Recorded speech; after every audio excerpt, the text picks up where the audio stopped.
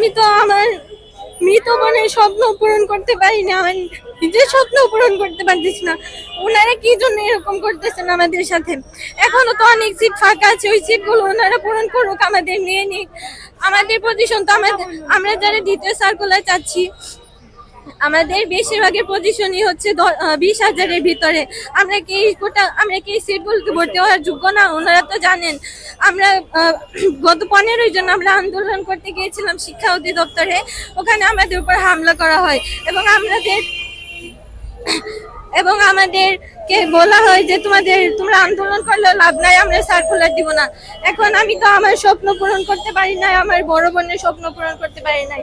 আমার আব্বু আম্মু তো চেয়েছিল যে আমার 2 মেয়ে ডাক্তার হবে, কিন্তু ভাগ্যের নির্মম পরিহাস, এখন আমার বোন তো দুনিয়া থেকে চলে গেছে। আপু তো ওনার স্বপ্ন পূরণ করতে পারেই নাই, এবং আমিও এখন আমি পাচ্ছি না।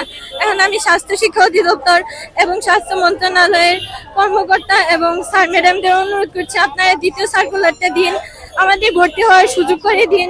আমরা এতদিন অপেক্ষা করছি, আমাদের এভাবে হতাশ করবেন না। ধন্যবাদ।